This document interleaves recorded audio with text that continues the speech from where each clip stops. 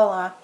Como combinado, eu vou gravar alguns vídeos comentando as fichas de função exponencial e logarítmica. Eu espero que com os comentários dessas questões vocês consigam desenvolver bem as listas. Eu escolhi algumas questões, certo, da ficha. A primeira questão que eu escolhi, que é a primeira da ficha, ela pede para construir o gráfico e determinar o conjunto imagem. A função escolhida é a função g de x igual a meio elevado a x mais 1, certo? Para resolver esse tipo de questão, para construir esses tipos de gráfico, é interessante a gente relembrar como se comporta o gráfico de funções do tipo a elevado a x com a maior que zero. A gente viu que se a é maior que 1, o gráfico vai ter um jeito, né? A função vai ser crescente,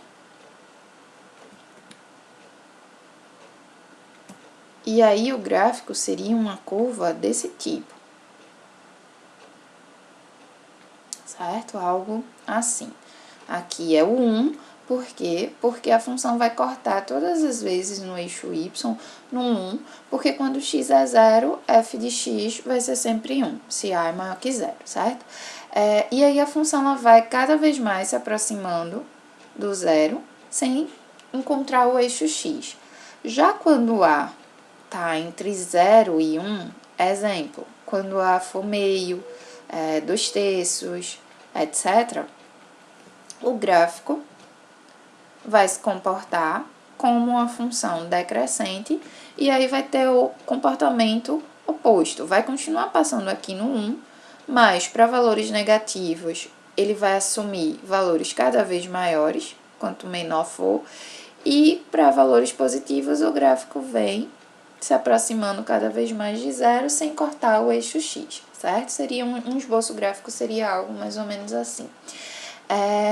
No caso dessa função, então, ela vai ter um comportamento parecido com essa função aqui, porque a base dela é meio, que está entre 0 e 1.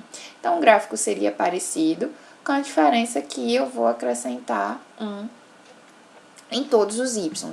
Então, o que acontece no gráfico quando a gente soma 1? Isso vai fazer com que o gráfico suba uma unidade acima, porque para todo y eu somei 1. Então, o gráfico vai se deslocar de uma unidade. Então, por exemplo, em vez de cortar no 1, o gráfico vai cortar no y igual a 2. Ou seja, quando x é 0, eu vou ter que g de 0 vai ser 1 meio elevado a 0 mais 1. Então, isso vai ser 1 mais 1. Ó, tá vendo? Acrescentando 1 aqui. Em vez de cortar no 1, eu vou cortar no 2. Então, o gráfico, um esboço rápido do gráfico dessa função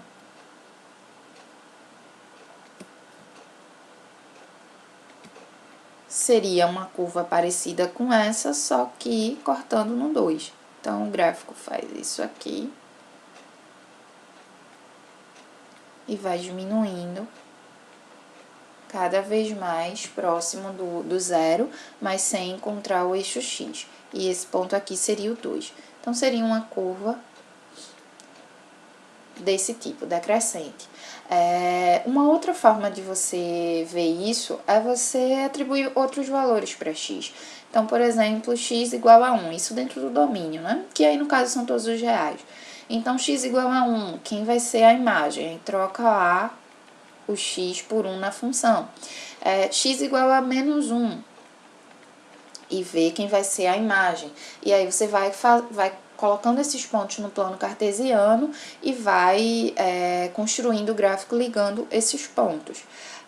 E aí você tem um gráfico mais completo, com mais pontos. Isso aqui seria só um esboço rápido.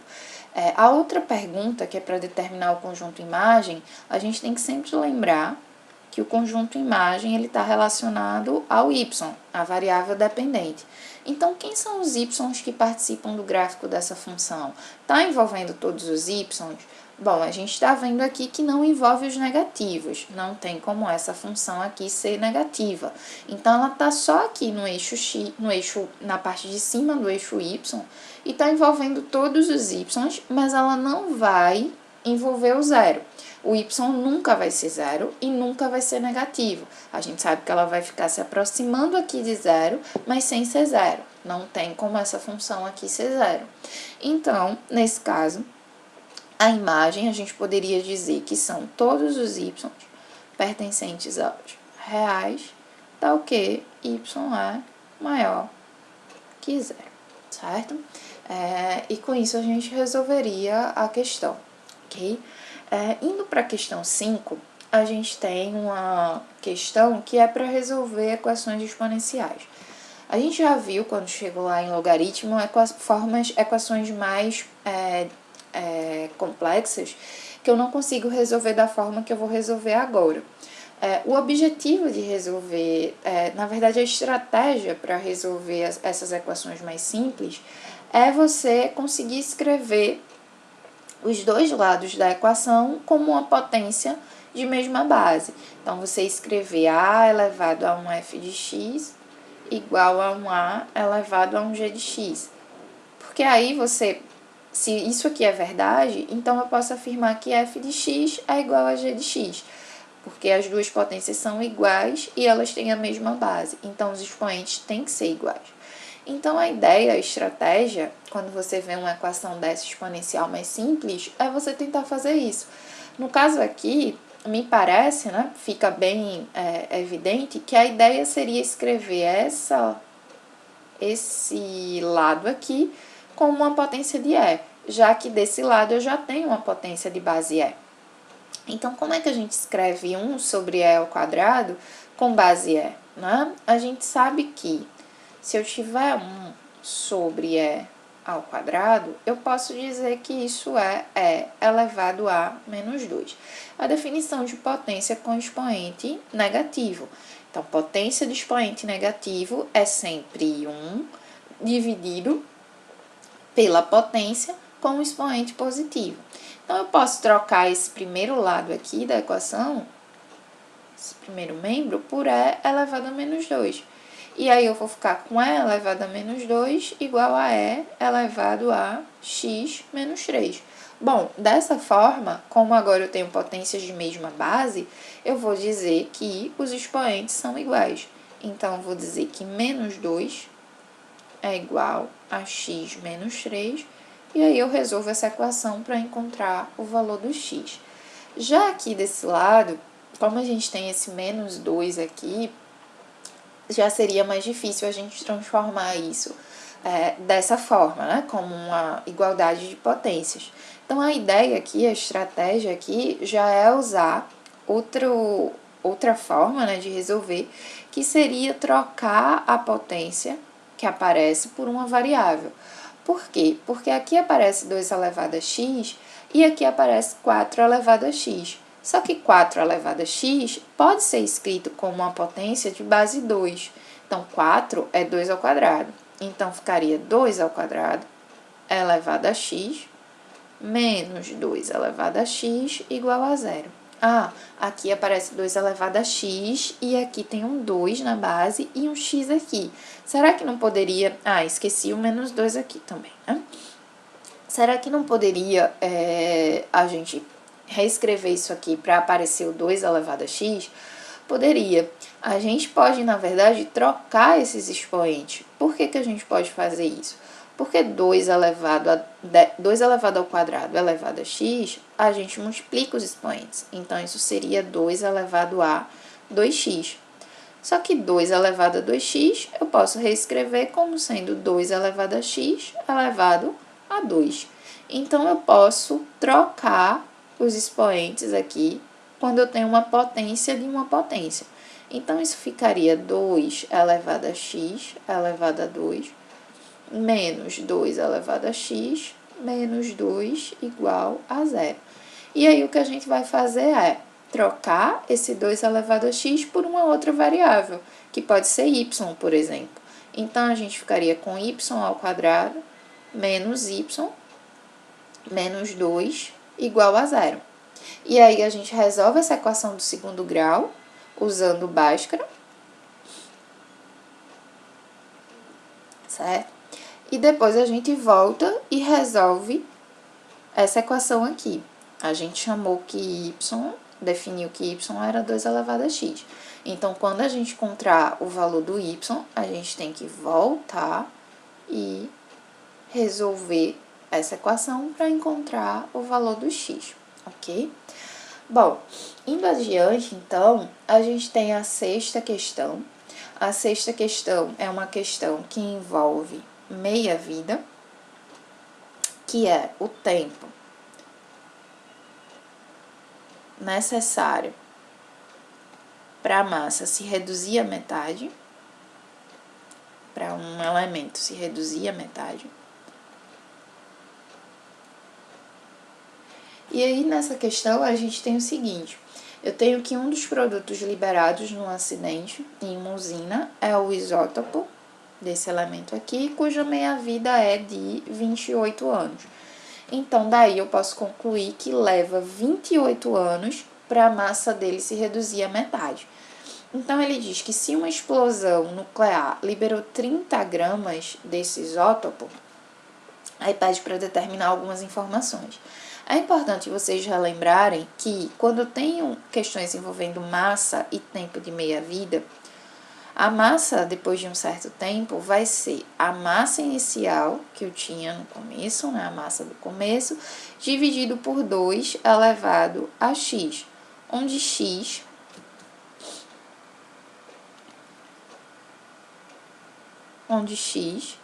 é justamente a quantidade de meias-vidas que se passaram. Então, por exemplo, se passou uma meia-vida, a massa vai ser m0, que é a massa inicial, dividido por 2 elevado a 1, ou seja, vai ser a massa inicial dividido por 2. Se passaram 2 meias-vidas, então vai ser a massa inicial dividido por 2 ao quadrado, ou seja, a massa inicial dividido por 4, ou seja, eu dividi por 2 duas vezes. Então, é essa fórmula que a gente usa quando a gente tem problemas desse tipo. Eu vou comentar com vocês só a letra B, e na letra B ele pede o tempo necessário para que a massa venha a ser de 15 vezes 2 a menos 7. Então, a ideia aqui é a gente saber que eu quero que a massa final seja esse valor, eu quero estudar quando é que ela vai ser esse valor, qual é o tempo necessário, e eu preciso, então eu quero saber quantas meias-vidas se passaram, e eu preciso saber também quem é a massa inicial para poder resolver esse problema. Então, a massa inicial é a massa que foi liberada no início da explosão, seria 30 gramas. A massa final que eu estou investigando é essa. Então, a equação seria 15 vezes 2 a menos 7 igual a 30 dividido por 2 elevado a x. Então, eu tenho que resolver essa equação exponencial para encontrar esse x. Esse x vai me dizer quantas meias-vidas se passaram, e aí eu posso dizer quantos anos se passaram. Para resolver essa equação, eu vou usar a mesma estratégia dessa. Eu vou tentar transformar todo mundo em uma potência de mesma base, desse lado da equação e desse lado. Então, assim, a ideia seria colocar esse 2 elevado a x isolado de alguma forma e colocar todos os números do outro lado. Então, como é que a gente poderia fazer isso? Fazendo meio por extremos e reorganizando, você vai ficar com 2 elevado a x igual a 30 dividido por 15 vezes 2 elevado a menos 7. Só fiz meios por extremos. Para fazer isso aqui, então, eu tenho que trabalhar esse lado dessa equação para escrever isso em que base, com uma potência de que base? Base 2. O que vai me ajudar é que 30 dividido por 15 é 2. Então, eu vou ficar com 2 elevado a x igual a 2, que foi o resultado dessa divisão, dividido por 2 elevado a menos 7. Ora, como é que eu escrevo isso aqui com uma potência de 2? Eu tenho que relembrar a propriedade.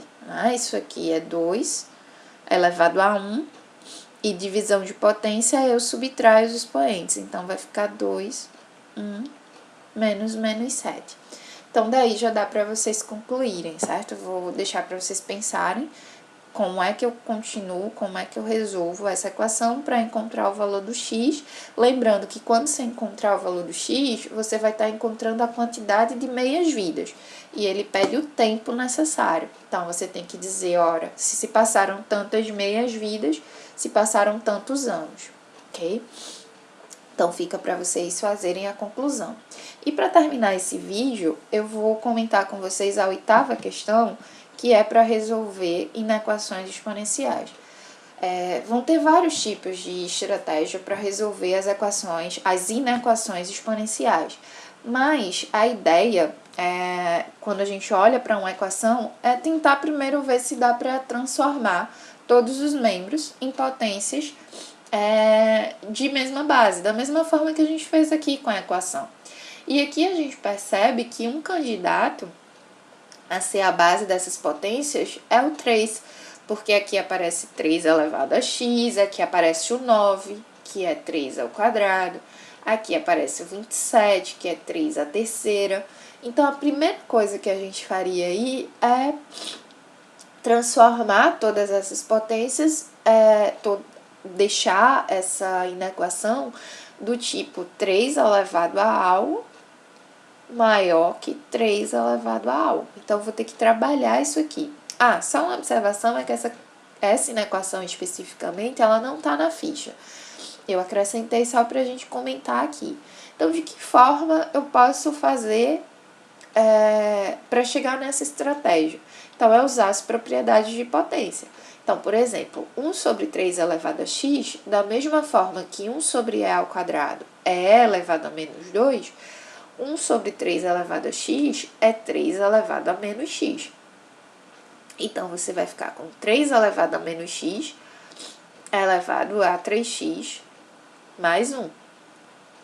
Vezes, que aqui tinha um vezes, certo?